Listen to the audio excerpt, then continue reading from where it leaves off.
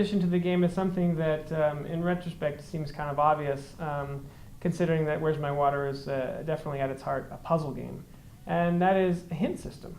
So this is something that players have definitely been asking for ever since the initial release of the game, and we finally feel like we've come up with a clever solution. So what we've noticed is that generally speaking, when you're playing a level and you're trying to figure out the solution, you might sort of go down and have one line of thinking about how you're going to beat this level. So here I have to collect all these musical notes in order, and I can definitely get them all, but every time I do it, I get stuck here and I can't figure out how to get the water to the drain. So this is a sort of classic example where you play the level, you've got several of the steps figured out, but there's something that you're sort of stuck on. And in this case, if you're playing with someone else standing around and they're watching and they figure it out, and they're like biting their tongue, like not telling you the solution, and you ask them for a hint, they'll sort of kind of look at what you're doing and go, oh, try this. And they'll give you one little piece of information, and then you'll say, okay, never mind, I got it. Let me do it.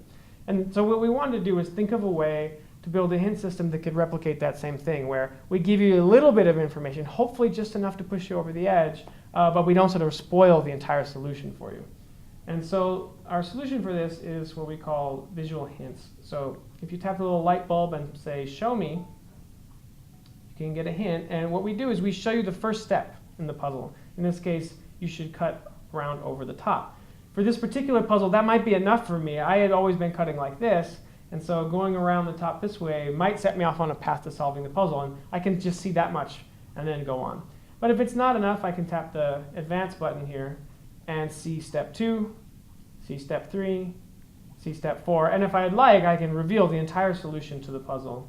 But it's up to me to choose how much of the solution I want to see. And we feel like that really does deliver what players want from a hint system in our puzzle game. And another thing you'll see in the game, of course, is these little duckies on the map. This large ducky here is my ducky, and the outfit that the ducky is wearing is one I can choose.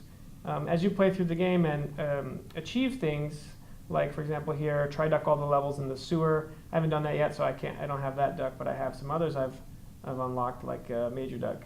And whichever one I choose then becomes me on the map.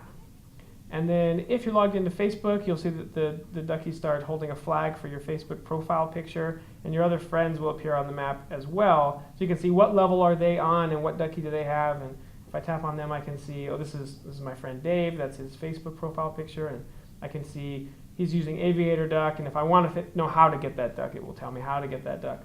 So it's a nice way to just incorporate, if you have friends who are also playing the game, you sort of naturally discover them in the game. And also kind of facilitate the kinds of things you would talk about the game with your friends anyway, which is, oh, how far are you? Did you make it to this location? Have you played this level? Have you played that level? This sort of incorporates some of that social interaction right into the game.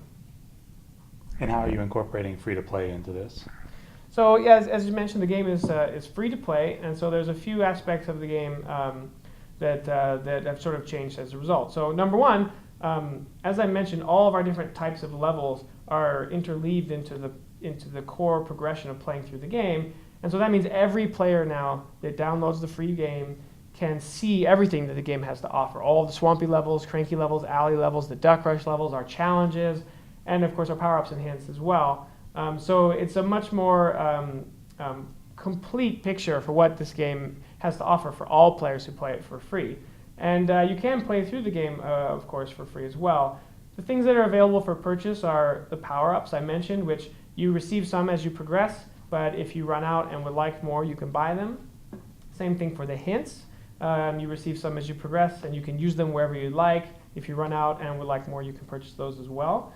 Then the game also features an energy system. So as you're playing levels and retrying levels, a small amount of energy is sort of consumed to do that. And then if you run out of energy, you have a few options. You can close the game and come back in, say, 20, 30 minutes, and it will be recharged, and you can continue playing. You can spend money to refill your energy immediately. Or if in the case you're logged into Facebook, you can exchange energy with your friends and use that as a way to keep your energy filled as well.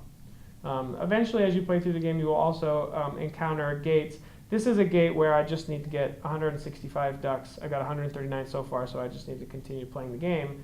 But there are also gates along the way that you will either need to pay 99 cents to progress through, or in the case you're logged into Facebook, you can exchange keys with your friends, which allow you to pass through the gates.